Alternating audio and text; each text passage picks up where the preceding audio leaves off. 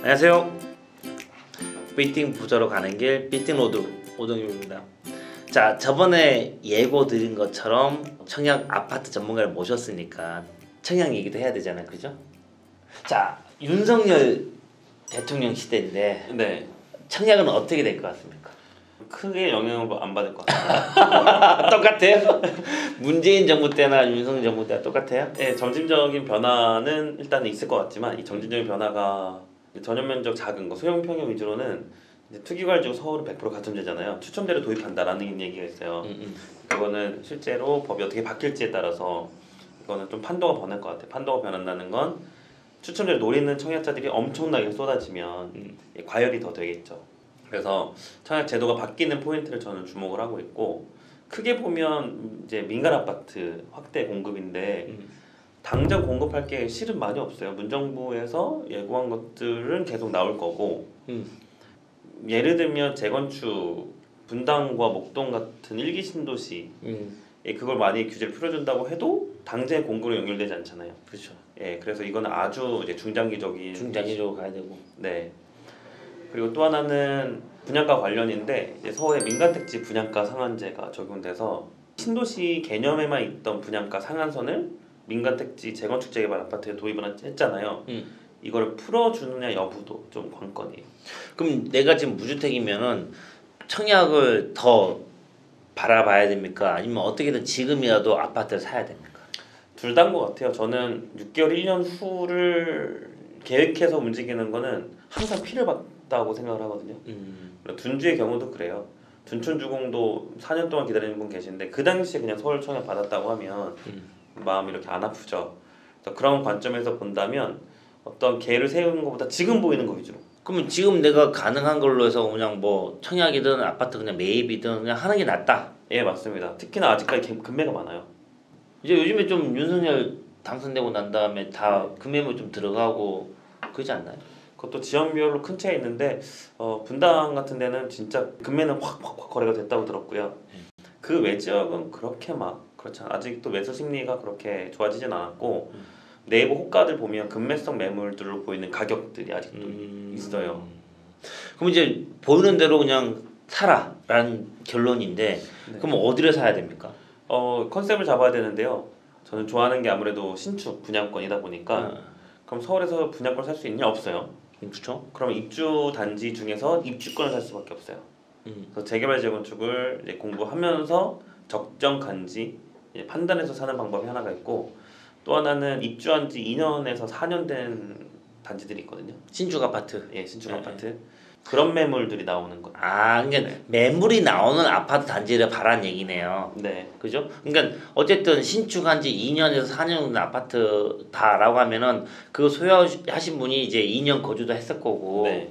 나는 또 뭐 상급지로 가거나 아니면 어떻게 뭐 이동 가지고 어떻게 뭐 다른 데 활용하기 위해서 매도로 나온다. 맞습니다. 매물이 나온다.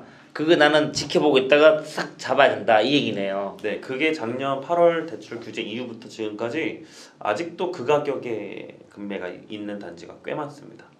아, 지금 대출 얘기하셨는데 대출은 좀 풀어줄까요? 지금 막 이제 금액을 다 잘라놨잖아요. 네. 뭐, 네. 풀어준다는 얘기가 있어서 좀 기대는 하고 있어요.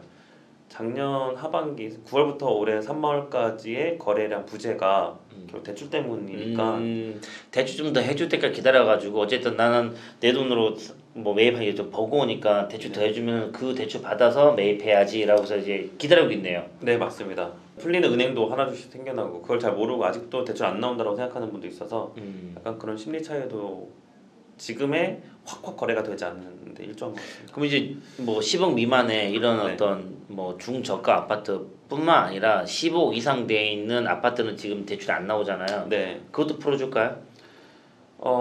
모르겠어요. 풀어주지 않을까요? 풀어줘야 되는데. 네. 나 반품 보고 있단 말이야. 근데 이게 금융위원회 결정이라 그렇게 호락호락하지 않을 것 같다는 의견도 있어서요. 바라고 있습니다, 저도. 아니 저는 개인적으로 네. 반포 쪽의 아파트를 좀 생각하고 있어가지고 지금 몬빌리라든가 메이플자에 지금 공사하고 있잖아요. 뭐 그런 아파트 들어가기 위해 열심히 돈 벌려고 하는데 와. 대출이 나와야지 들어갈 거야. 그렇게 했죠. 예, 맞습니다. 안 나오잖아요. 지금 들어간다는 얘기가 아니라 나중에 한번 한 2, 3년 아직 저희 애들이 이제 중1, 중2거든요. 근데 대치동에 계속 있어야지. 애들 졸업할 때까지. 그러니까 한 6년, 7년 후에 내가 갈 집을 이제 사야지. 우리 애들한테는 재수는 없다. 이제 고등학교 졸업하면 무조건 이제 대학 가든가 못 가든가. 그 둘째 이제 아들인데 걔한테는 야 너 떨어지면 바로 군대 가는 거야. 재수는 없어. 왜냐면 엄마 아빠가 이제 대치동에서 떠나야 되니까 도저히 못 있겠다. 그래서 그 다음에 이제 와이프가 원하는 지역이 반포인데 네. 반포에 가려고 보니까 이제 지금 짓고 있는 아파트들이 그때 되면 다 완공이 다 지난 후잖아요. 그러면은 가격도 막 이만큼 올라가 있을 거니까. 네. 그때 되면 대출은 풀어져 있겠지만 네. 가격이 올라가는 게 문제네요. 그렇죠. 네. 어떡하지? 열심히 벌어야지. 네. 어떡하지?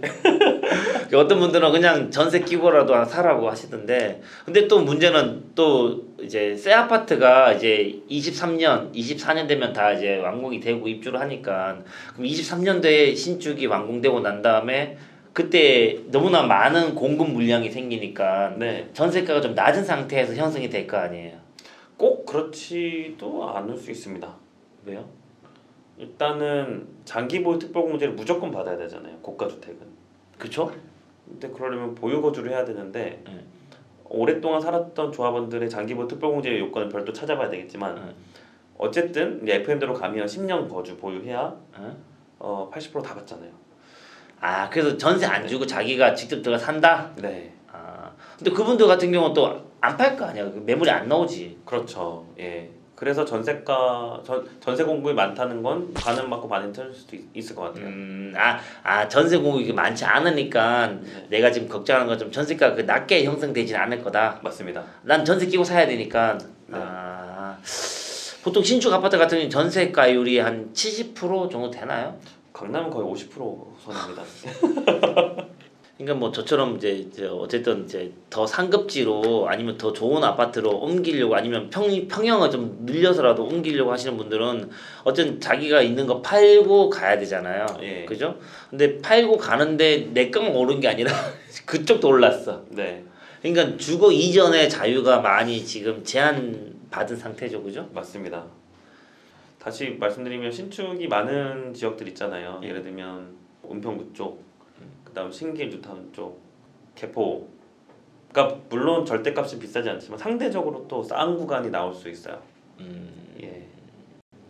열심히 돈 버셔가지고 좋은 아파트 매입하시기를 바랍니다. 아이고 아파트는 얘기 듣다 보면은 머리가 멍해져요. 더더욱 부자가 되고 싶은 욕망 속에서 여러분들이 열심히 뭐 고민하시고 재테크 공부하셔가지고 더 부자가 되시는 그날까지 오동육 TV와 함께 하시기 바라겠습니다. 마무리인가요? 네.